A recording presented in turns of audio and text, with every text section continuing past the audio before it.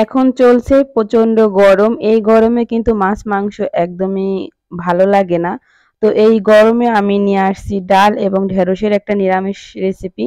তো এই রেসিপিটা আমি বরাবরই করে থাকি। এটা বলতে পারেন যে আমার অনেক পছন্দের একটা রেসিপি। এভাবে আস্ত আস্ত ঢেঁড়স দিয়ে ডাল রান্না। তো চলুন শুরু করি আমার আজকের রেসিপিটি। আসসালামু আলাইকুম ওয়া রাহমাতুল্লাহি ওয়া বারাকাতুহু। কেমন আছেন সবাই? আশা করি সবাই আল্লাহর মতো অনেক ভালো আছেন।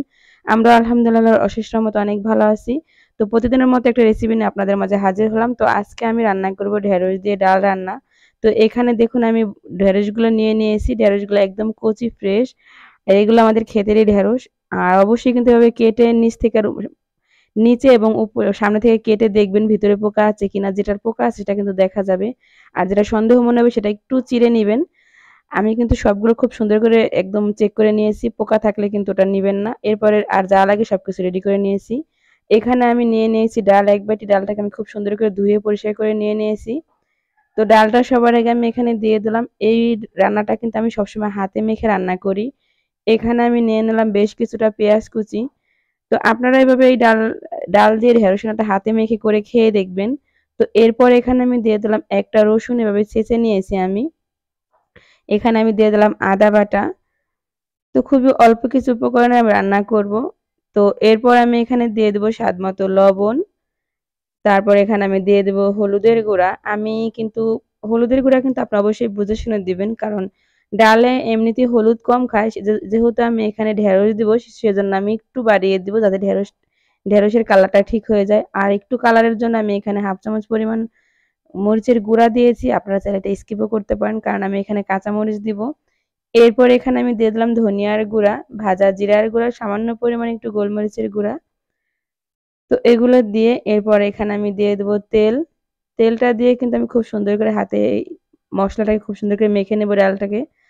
আর তেলটা আপনারা অবশ্যই পরিমাণ অনুযায়ী দিবেন। যেহেতু এখন গরম, এখন কিন্তু অতিরিক্ত তেল মসলা আপনার অনেক ক্ষতি করে।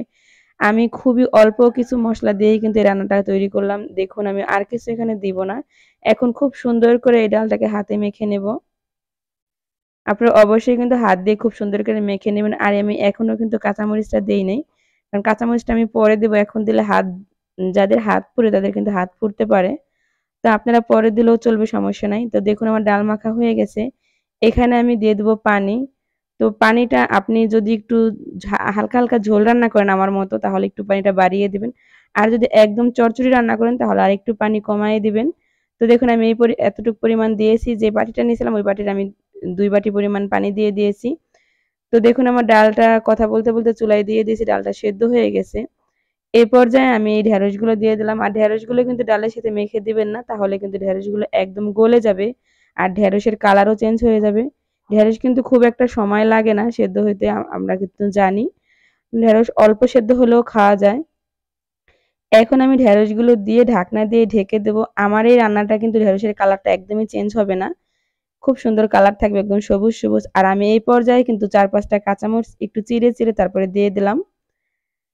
তো এখন আমি চুলার জালটাকে একদম মিডিয়াম থেকে লো করে দিয়ে দিয়েছিলাম প্রায় ৪-৫ মিনিটের মতো। দেখুন ঝোলটা আমার এখনো কিন্তু খুব একটা শুকায় নাই আর ঢেঁড়সগুলো সেদ্ধ হয়ে গেছে। এ পর্যায়ে আমি এখানে ২ টা টমেটো এভাবে টুকরা, টুকরা করে দিয়ে দিয়েছি। ডালের ভিতরে কিন্তু টমেটো কিন্তু খুবই ভালো লাগে। আর গরমকালে কিন্তু ডাল, টমেটো, ঢেঁড়সের এই রেসিপিটা কিন্তু দারুণ হয়। এভাবে আপনি একটা নিরামিষ রেসিপি তৈরি করে দিলে কিন্তু আপনার পরিবারের সবাই অনেক পছন্দ করবে। তো সবশেষে আমি এখানে দিয়ে দিলাম ধনিয়া পাতা কুচি। ব্যাস আর কিছু দিব না, হয়ে গেল একদমই আমার রান্নাটা রেডি। তো এবার আমি ১ থেকে ২ মিনিটের মতো একটু চুলায় রেখে দেব। তারপর চুলার জালটাকে আমি অফ করে দেব। দেখুন আমার রান্নাটা একদম রেডি হয়ে গেছে। এখন আমি চুলার জালটাকে অফ করে দেব। টমেটোগুলোও কিন্তু তেমন একটা গলেনি। এভাবে একটু আস্তে, আস্তে রাখবেন। কারণ আপনি যখন প্লেটে উঠাবেন তখন কিন্তু খুবই মজা লাগে এভাবে টমেটো আর আস্ত ঢেঁড়স।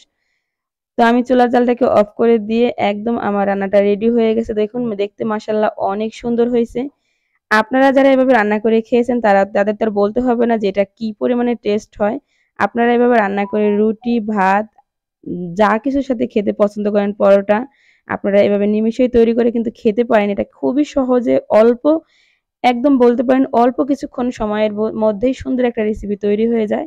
মাছ, মাংস রেখে কিন্তু আপনার পরিবারের সবাই এই রেসিপিটাকে দিয়ে চেটেপুটে খেয়ে ফেলবে। ছোট বড় সবাই অনেক পছন্দ করবে। তো সবাই ভালো থাকবেন, সুস্থ থাকবেন। আজকের মতো এখানেই শেষ করলাম। কথা হবে অন্য কোনো রেসিপিতে। আসসালামু আলাইকুম ওয়া রাহমাতুল্লাহি ওয়া বারাকাতুহু। আল্লাহ হাফেজ বন্ধুরা।